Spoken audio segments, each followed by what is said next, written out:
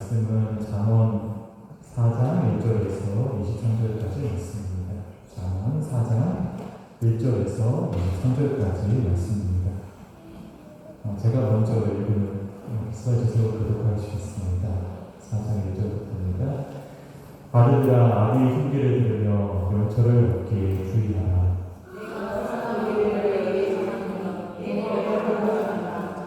나도 내 아버지에게 아들이었으며 내 어머니 보기에 유약한 외아들이었다.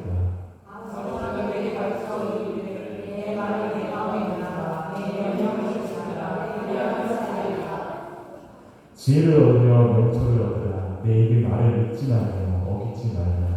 지혜를 버리지 말라. 그가 너를 보호하리라. 그를 사랑하라. 그가 너를 지키리라. 지혜가 제일이니 지혜를 얻으라. 내가 얻은 모든 것을 가지고 명철을 얻을지니라.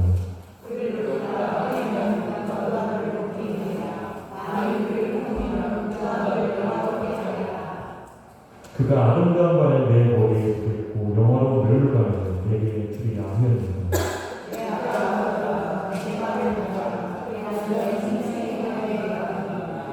내가 지혜로운 길을 내게 가르쳤으며 정직한 길로 너를 인도하였은즉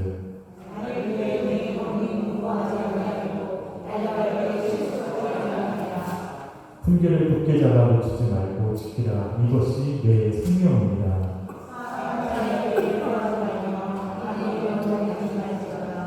그의 길을 피하고 지나가지 말며 돌이켜 떠나갈지어다.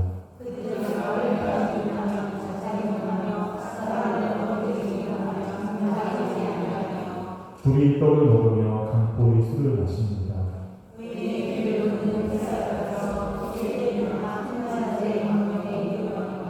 악인의 길은 어둠 같아서 그가 걸려 넘어져도 그것이 무엇인지 깨닫지 못하느니라.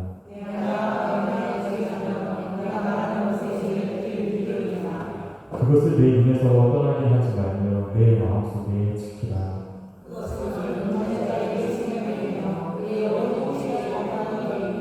함께 읽겠습니다. 모든 지키만한 것 중에 더욱 내 마음을 지키라. 생명의 근원이 위에서 나옵니다. 아멘. 오늘은 지난주에 이어서 또 어느 농부 이야기를 드리고자 합니다. 이 농부는 특산물을 키우는 사람이었죠. 그는 우리나라의 고랭지, 높은 고지대에서 재배되는 특수한 야경버섯을 키워서 파는 사람이었습니다. 그가 재배한 버섯은 매우 높은 품질로서 평가받았고 늘 가장 높은 가격에 팔렸습니다.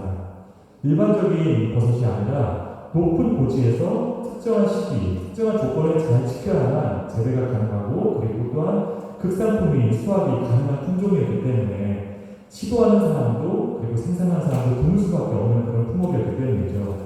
이 농부는 자신의 일에 자부심을 가지고 있었고 때문에 앞으로의 그 전망에 대해서도 상당한 자신감을 갖고 있었습니다. 그런데 어느 날 그는 날벼락 같은 소식을 접하게 됩니다. 다름 아니라 그가 재배하는 그 버섯의 시세가 갑자기 폭락을 하고 있다는 것이었습니다.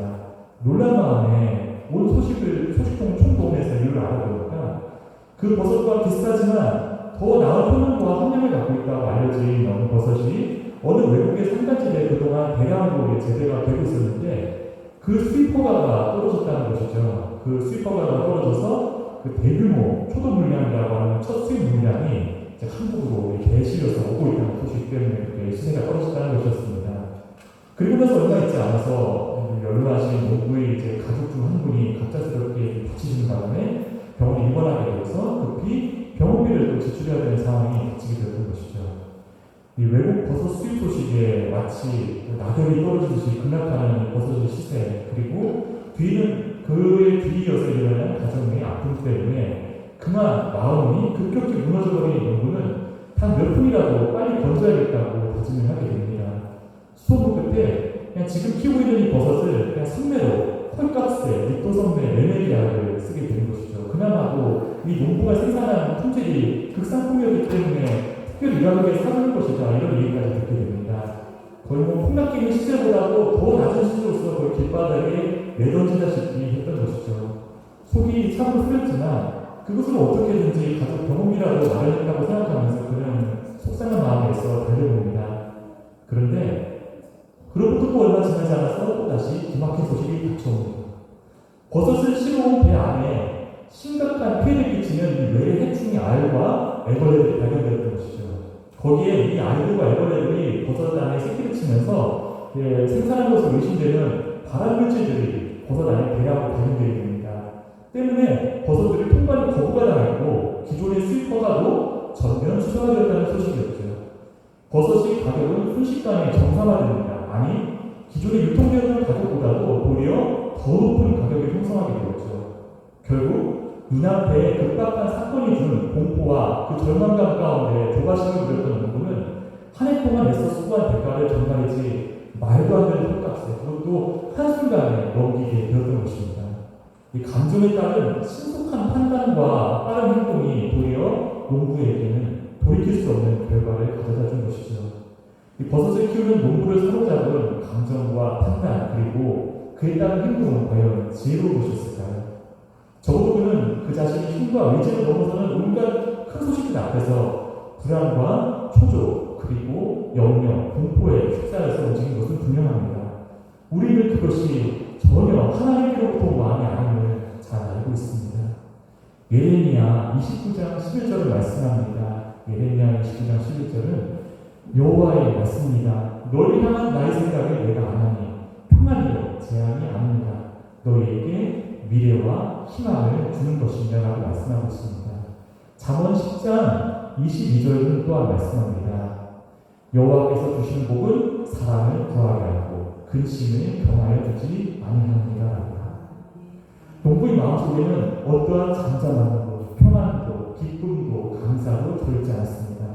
만약에 농부가 하나님을 향한 믿음이 있는 농부라면 그래서 하나님께 자신의 상황을 기도로서 알려줄 줄 아는 농부였다면 그의 삶은 과연 어떻게 되었을까요? 그의 버섯 농사는 분명 여러 까다로운 조건이 잘 충족되지 않으면 결코 성공할 수 없는 그런 것이고 적어도 수확철까지는 시간이 남아있으니까 눈앞의 시세의 이변에 놀라서 허둥대는 것이 아니라 그저 자신이 해야 될 일을 충실히 하면서 겸손히 그리고 차분히 결과를 기다려보면서 대신에 하나님께 조금 더 진지하고 깊은 기도 시간을 가져가면서 지낼 수 있지 않았을까요? 설령 시세가 떨어졌다 할지라도 농부에게는 다양한 옵션이 있었습니다. 예를 들어서 그 버섯을 보다 더 길게 보관할 수 있는 새로운 방법을 연구한다든지 아니면은 시장에 내놓지 않고 좀 물건을 좀 정해놓든지 아니면 수출처를 찾아보든지 하는 여러 열린 가능성도 있었는데 이 농부는 공포와 정말 불안한 마음에 그런 가능성을 생각할 수 있는 마음조차도 완전히 마비가 되었던 것입니다. 하나님께서는 전능하신 분이시죠. 설령 시세가 떨어졌다 할지라도 농부에게 더욱더 풍성한 수확을 허락하심으로써 그를 능히 구원하실 수 있는 분이 하나님이시고 또한 농업에만 전념해 있던 그로서는 전혀 생각할 수도 예상할 수도 없었던 다른 가능성을 보이시고 그에 따른 길을 열어주심으로써 그가 눈앞의 어려움을 잘 이겨낼 수 있도록 인도하실 수 있는 분이 하나님이신 것입니다. 그분이 바로 성경에서 말씀하고 계신 좋으신 하나님, 전능하신 하나님이신 것이죠. 상황과 환경에 쫓기다 보면 이런 하나님의 무한하신 가능성, 하나님의 능하심이 아니라 그냥 보잘것없는 내 조건과 경험, 역량만으로서 생각하고 판단을 하게 되고 결국 하나님의 인도하심과는 스스로 멀리 떨어지게 되는 그런 위험을 겪게 되는 것이죠. 하나님께서 주시는 것, 여신의 길을 볼 수도 깨달을 수도 없는 마음이 들고 나는 것입니다. 주님께 기도를 하는 농부의 마음을 한번 떠올려 볼까요? 하나님, 이러이러한 사건을 위해 지금 제 마음이 몹시 불편합니다.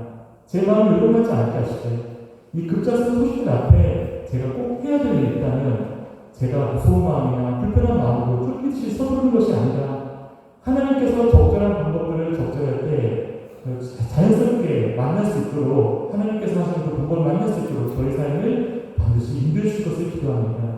그리고 어떠한 경우에라도 주님 안에서 평강을 잊어버리지 않고 주님께서 제게 허락해 주신 이 농사에 관한 이 변화들 가운데 지혜롭게 대처하고 행동할 수 있게 제 마음을 주님 주시는 지혜로서 지켜주십시오.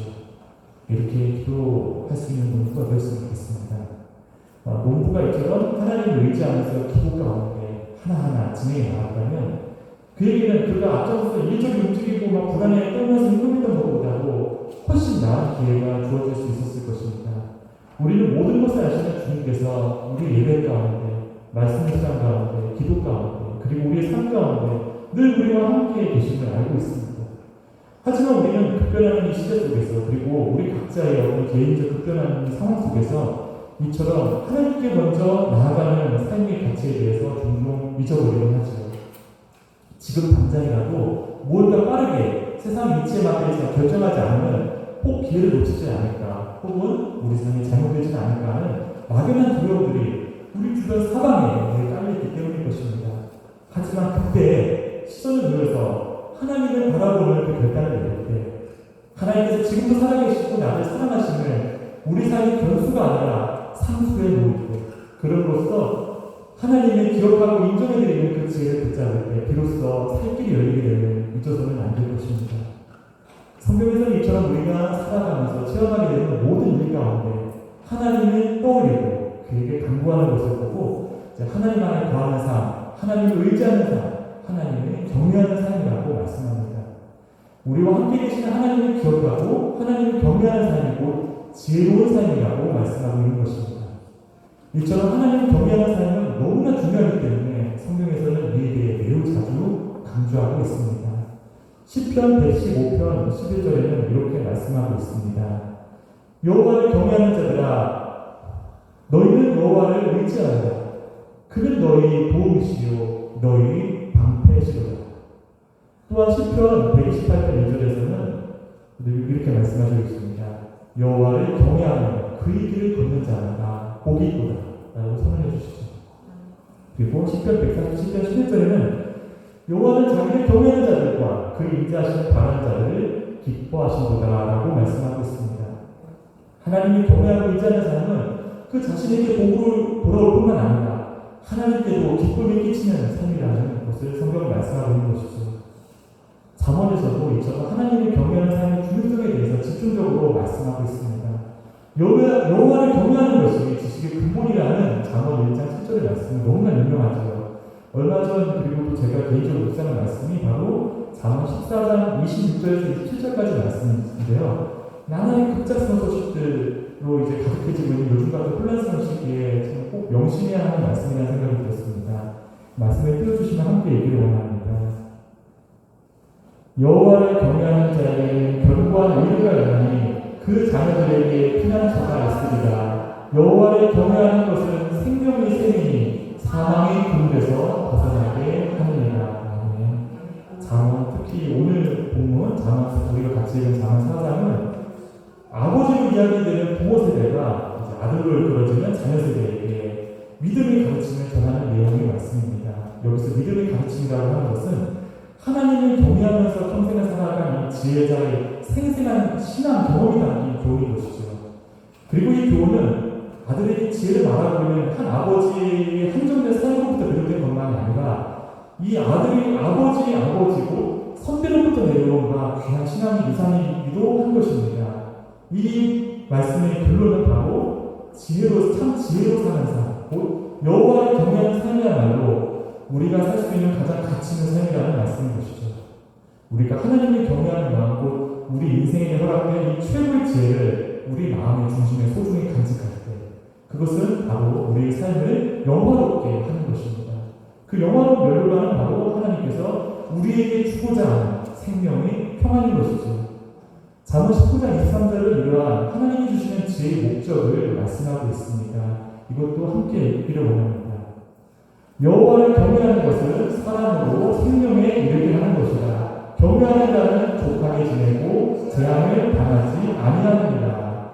잠언 22장 4절에서는 이러한 하나님께서 주시는 지혜의 결과를 일깨워줍니다. 이 말씀도 함께 축복하며 읽기를 원합니다.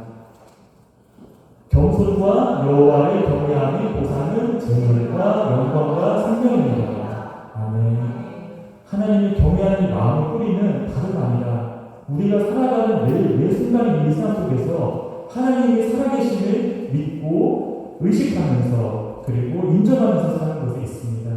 하나님께서는 우리 기도를 들으시고 응답하십니다. 엄마 아빠한테 달려와 안기는 자녀를 기뻐하는 부모의 마음 이상으로 우리에게 귀를 기울이시고 때로는 우리와 함께 그 말 못할 어려움을 견디시면서 함께 오시기도 하시죠. 마침내 하나님의 계획과 인도하신 위에 온전히 서기까지 우리가 하나님의 시선과 마음으로 비로소 우리의 삶을 그리고 우리 앞에 놓여진 환경을 이해하는 데 이르기까지 우리 영적 성장을 기다려주시는 것입니다. 때문에 하나님을 의식하는 사람이나 하나님을 경외하는 사람의 마음에는 흔들림이 없습니다. 서로 잠시 잠깐 괴로움과 갈등의 시간이 있다 하지라도 하나님을 경외하는 사람의 중심은 언제나 나를 지켜보시고 인도하시는 보호하기를 원하는 하나님과의 그 소중한 관계 안으로 돌아오기 마련인 것입니다. 마치 비구름 아래에는 폭우가 쏟아지지만 그 비구름 위를 비행하는 비행기는 변함없이 지구를 환하게 내리시고 있는 그 멋진 태양빛을 감상할 수 있는 것처럼 하나님을 경외하는 마음은 우리가 겪고 있는 문제의 엄중함에도 불구하고 하나님과의 관계, 곧 말씀, 기도, 찬양, 예배로 깊이 들어감으로써 흔들리지 않는 평안으로 주님 주시는 그 성령의 평안으로서 우리의 심령을 무장할 수 있도록 하게 됩니다. 이를 바탕으로서 우리가 겪고 있는 문제의 본질을 잘 파악하고 바라보고 마침내 문제를, 상황과 환경을 잘 버텨내고 나아가서 넉넉히 이길 수 있도록 우리에게 새 힘을 허락하시는 것이죠. 로마서 8장 35절에서 37절은 이 믿음의 길 가운데 우리가 겪는 어려움에도 불구하고 그 끝에는 반드시 승리가 있음을 일깨워줍니다. 이 말씀과 함께 읽기로 합니다. 누가 우리를 그리스도의 사랑에서 끊으리요? 환난이나 병고나 박해나 기근이나 적신이나 유언이나 칼이라 기록된 바 우리가 종의 주를 위하여 죽임을 당하게 되며 포살당할 양같이 여김을 받았나이다 함과 같으니라. 그러나 이 모든 일에 우리를 사랑하시는 이로 말미암아 우리가 넉넉히 이기느니라. 급변하는 환경 그리고 그것들이 우리에게 주는 불안, 초조, 갈등, 고민 가운데 우리에게 넉넉히 이김을 주는 것은 바로 우리를 향한 주님의 사랑인 것입니다. 우리가 하나님을 경외할 때, 이 지혜의 근본을 잘 붙잡을 때 우리를 사랑하시는, 변함없이 우리를 사랑하시는, 그리고 우리와 함께 하시는 하나님께서 주시는 이 참 지혜로 말미암아 넉넉히 이김을 받게 되는 것입니다. 세상을 살아가면서 우리가 당연하게 여기는 많은 것들은 실제는 우리 믿음에 근거한 것입니다. 가령 우리가 지갑 속에 있는 지폐들이 있죠. 1,000원짜리, 5,000원짜리, 만원짜리, 5만원짜리. 그 본질상은 사실 색을 입힌 종이 조각에 불과하지만 그 종이 조각에 1,000원에 해당하는 가치가 있다, 5,000원에 해당하는 가치가 있다, 만원에 해당하는 가치가 있다는 그 믿음이 이 대한민국 땅 안에서 사회적으로 합의가 되기 때문에 우리가 들고 다니는 돈은 대한민국 안에서 자유롭게 유통될 수 있는 것입니다. 당장 우리나라 종이돈을 들고 바다를 건너서 외국에만 가면 그러니까 세종대왕의 명의로도 신산당을 주어줘도 아무 물건도 살 수 없는 것이죠. 하지만 가까운 미래에는 이처럼 국가에 따른 돈의 경계도 안 하고 급속도로 무너져 내리게 될 것으로 보입니다. 그런 기술들이 이미 준비가 완료됐고 이제는 법적 규제 안에서 전면적으로 실용화가 되는 일이 바로 코앞으로 다가왔기 때문이죠. 실상 우리는 이미 종이 조각의 돈 대신에 카드, 통장이체, 전자상거래와 같이 종이 돈을 직접 만지고 건네지 않고도 종이 돈에 해당하는 가치를 주고받을 수 있는 세상에 이미 살고 있는 것입니다. 복잡한 과정을 거쳐야 되는 여러 가지 일들이 정말 이 기술로 인해서 간단해지고 있는 세상이 되고 있는 것이죠. 외국 돈으로 막 환전한 또한 이제 출국 전에 은행 방문해서 실물 돈을 막 미리 찾아놓는 수고를 하지 않고도 몇 초 안에 스마트폰만 있으면 충분히 해결할 수 있는 시스템으로 급속히 바뀌어질 것입니다. 우리가 살아가고 있는 집들이나 일하고 있는 건물은 함부로 사고 팔 수 없기 때문에 흔히 부동산이라고도 부릅니다. 하지만 이런 부동산 또한 앞으로는 디지털화될 것입니다. 변조되지 않는 디지털 장부 원장에 우리가 살면서 만나는 예를 들어 의자나 건대상이나 선풍기 같은 실물들의 가치가 실시간으로 반영돼서 기록되는 기술이 이미 준비가 되어 있기 때문이죠. 예를 들어서 교실 안에 의자가 몇 개가 놓여있는지, 방송실 안에 컴퓨터나 녹음 장비 얼마나 몇 개가 있는지까지도 이 디지털 데이터상에 이 연동되고 반영되어서 그것을 반복을 해서 이미 디지털화된 금융에 손쉽게 접근할 수 있는 세상이 임박한 경제를 이렇게 넘어 빠르게 전개될 것으로 보입니다. 미국을 비롯한 우리나라를 비롯한 각종 나라들의 수많은 부채 위기, 채무 위기가 이러한 급속한 디지털화의 총회 역할을 하게 될 것이 되겠죠. 때문에 앞으로 우리는 이런 우리 일상을 전산화하고 데이터화로 만들어진 데이터들이 진짜인지, 진실한 것인지, 가짜는 아닌지 그 신뢰성을 담보하는 기술이 정말 소중해지는 세상을 경험하게 될 것입니다. 우리 꿈을 이루는 그 어린 친구들도 저마다 꿈이 있겠죠. 혹은 하나님을 경외하는 마음 가운데 점점 그 꿈을, 그러니까 하나님 안에서 내가 의미 있어 하는 보람과 기쁨을 누릴 수 있는 일이 무엇인지를 하나님께서 구체화시켜주는 과정 가운데 있을 거라 생각합니다. 그 보람 있는 일을 하면서 살아가는 삶은 비록 때때로는 굴곡이 있을지언정 참으로 복되고 즐거운 삶이 될 터입니다.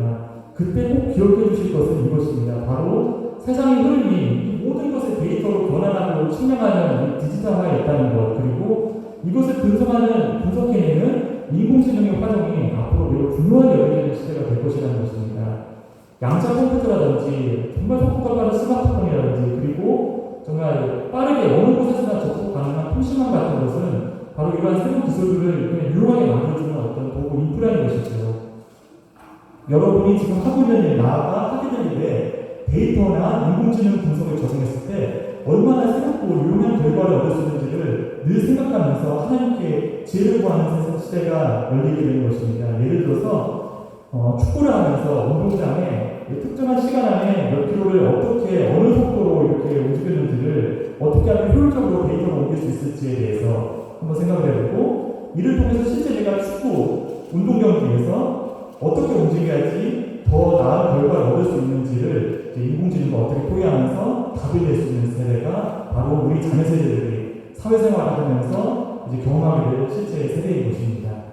하지만 이러한 한 번도 펼치지 않은 이런 새로운 시대와 환경에 대한 정답은 인공지능도 혹은 여러분들이 경험하고 만나게 될 유능한 선생님이나 멘토도 아니라 바로 하나님과 동행하면서 한 걸음 한 걸음 나아갈 수 있는 힘을 지니는 사람, 그러니까 하나님을 경외하는 지혜자의 삶을 통해 제시될 것입니다. 지금 온 마음을 다해서 하나님을 예배하는 여러분들의 삶에 저는 이 같은 축복이 반드시 기다리고 있음을 분명히 믿습니다. 믿음이 주는 평안과 기쁨 가운데, 소망 가운데 여러분의 앞날을 살아가시기를 원합니다. 데이터와 인공지능이 많은 문제들을 즉각적으로 해결해주는 것 같은 착각을 일으키는 세상이 우리들을 기다리고 있지만, 그러한 세상의 기술적 활용 가운데서 결코 잊지 말아야 할 것이 바로 오늘 잠언이 가르치는 교훈, 곧 하나님의 경외함에서 오는 생명의 지혜인 것입니다. 이것이 바로 하나님이 기쁘시게 하는 사람, 그리고 사람들에게 하나님이 영광을 드러내기 위한 목적으로 우리들에게 부여지는 귀한 상급들을 누리는 삶, 얻는 삶을 살 수 있도록 하는 원동력이고 인생에 있어서 가장 소중한 가치인 것이죠. 오늘 본문의 이 지혜야말로 온갖 변화와 이상증으로 가득한 앞으로의 세상 속에서 우리들을 향한 하나님의 뜻을 온전히 이룰 수 있도록 이끌어주는 생명이 될 것입니다. 오늘 본문의 지혜야말로 앞으로 다음 세대들에게는 너무나 소중한 것이 될 것입니다. 우리가 예배와 말씀을 통해 주님과 작은 일상부터 동행하는 훈련을 하느냐 하지 않느냐는 곧 하나님을 경외하는 지혜 가운데 있느냐 없느냐를 가리게 될 것이기 때문이죠. 앞으로 이 세상은 오늘 우리 본문에서 말씀하고 있는 이 악한 길, 그러니까 악한 일들, 곧 불안과 초조, 공포를 막 만듦으로써 사람들을 이리저리 속이고 넘어뜨리는 그런 악한 일들이 곳곳에서 일어나는 세상이기도 할 것입니다. 예를 들어서 이런 일상의 정보를 디지털 데이터로 실시간으로 바꿔주는 어떤 기술을 막 그냥 사기를 치는 거죠. 이것은 너무 유명한 기술이니까 온 세계에서 이 기술을 채택하게 될 거야. 그러니까 빨리 너도 이 기술에 투자를 해. 뭐 이런 고전적인 사기도 생각해 볼 수 있겠고, 이렇게 자산이나 실물들이 다 데이터로 이렇게 다 반영되고 있는 세상에서 어떤 의도와 목적을 갖고 발생시키는 어떤 여론 조작이나 시장 조작과 같은 혼란도 생각해 볼 수 있을 것입니다. 수많은 사람들도 빈대서 예를 들어서 집을 사지 않으면 안 돼, 이런 식으로 한쪽으로 쏠리게 만듦으로써 그 사람들 결과적으로 더 빠르게 가난하게 만들 수 있는 위험성이 있기 때문이죠. 과거에는 매매 계약을 체결해야지 비로소 현금화를 할 수 있었던 부동산이 이제는 디지털 세상이 되면 전체적인 가치 중에 100분의 1, 1000분의 1, 5분의 1 이렇게 쪼개가지고 온라인 망을 통해서 자유롭게 사고팔 수 있도록 변하게 되기 때문에 실제적으로 이제 부동산이 아닌 세상이 오게 되는 것입니다. 만약 어떤 우리들이 가구의 의도를 가지고 특정 지역의 부동산에 막 주식처럼 막 급등을 시켰다가 목적이 이런 뒤에 도로 급락을 시키는 일이 가능하게 되는 것이죠. 과거에는 어쩔 수 없이 계약이 되기 전까지는 가만히 살면서 충실하게 일상을 살아가면서 지켜갈 수 있었던 그 집을 그 어느 미래의 세상이 되면 이제 온라인에다가 지구를 통해서 실시간으로 매수매도를 할 수 있게 되기 때문에 언제든지 몇 분의 1씩 이렇게 지구령으로 사고 팔 수 있는 그런 세상이 되게 되면 아무런 기준 없이 그냥 세상에 주는 부정적 자극에 이리 휩쓸리고 저리 휩쓸린 채 이렇게 오랜 시간 동안 살다가 딱 시간이 흐르는 결과를 여러분 보면 과연 어떤 결과가 있을까요? 결과적으로 수많은 사람들이 오늘 벗어놓은 것과 마찬가지시게 뼈아픈 후회를 하게 될 가능성이 있는 것입니다. 오늘 본문은 잠언 4장 20절에서 22절을 이렇게 말씀하고 있습니다. 내 아들아 내 말을 주의하며 내가 말하는 것에 네 귀를 기울이라. 그것을 내 눈에서 떠나지게 하지 말며 내 마음속에 지키라. 그것을 얻는 자에게 생명이 되며 그의 온 육체의 건강이 됩니다. 불안과 공포, 흔들림 가운데 잘못된 결정을 내리는 수많은 사람들을 우리는 만날 수 있습니다. 단순히 경제 활동뿐만 아니라 주변 사람들을 자신의 어떤 감정에 이끌려서 잘못되하거나 혹은 자신에 대해서 잘못된 시선과 잘못된 그런 판단을 내리기 때문에 하나님께서 자신의 그 사람에게 행복에 있는 수많은 가능성을 스스로 차단해버리는 것이죠. 나는 안 돼. 나는 어쩔 수 없나 봐. 이런 식으로. 저 또한 그런 부분이 있었음을 이 자리에서 고백하고 싶습니다. 저는 다름 아닌 영포자였습니다. 즉 외국어를 한눈에 봤을 적에 이해가 안 되는 좀 꼬부랑 글씨 같아서 참으로 시간을 수정을 지니고 있었던 사람이었던 것이죠. 실은 이제 아버님께서 돌아가신 후에 정말 저희 집을 살려보고자 몸은 튼튼하지 못하고 정말 공부를 열심히 해야겠다 이렇게 다짐을 하고 매일 가정 예배를 드리면서 하나님의 영광과 역전을 정말 진실한 노력으로서 한번 이루어보겠다는 그런 나름의 의욕을 가졌던 고등학생 시절이 있었습니다. 사실 다른 친구들처럼 과외를 보내달라, 학원을 보내달라 이런 말을 도무지 꺼낼 수 없다 보니까 그냥 헌책방에 가서 그냥 문제집들을 구해서 선행학습을 하는 거죠. 아예 풀이과정을 그냥 수학 같은 경우는 수학 뒤에 수학의 정석의 풀이과정이 있었습니다. 그 풀이과정을 통째로 외웠습니다. 이해가 되든 안 되든 통으로 외워서 그래서 그냥 그대로 문제가 나왔을 때 숫자만 대입해서 푸는 식으로 해서 공부를 했는데 주님이 도우신 가운데 급격한 반전과 역전을 경험했던 시간도 있었죠. 그런데 단 한 과목, 영어에 대해서는 전혀 그런 일이 일어나지 않았던 것입니다. 참 노력의 결과가 바로 나타나지 않으니까 금세 흥미를 잃어버렸고 나중에는 아예 영어의 최대 공부를 최소량으로 줄이고 다른 과목에서 최대한 덜 감점하는 것으로 목표를 바꾸고자 했을 정도였습니다. 실제로 그런 일이 좀 많았었죠. 근데 이제 하나님의 말씀을 배우는 이 신학의 길을 걷고 있는 지금 제 마음가짐은 완전히 달라져 있음을 느끼게 됩니다.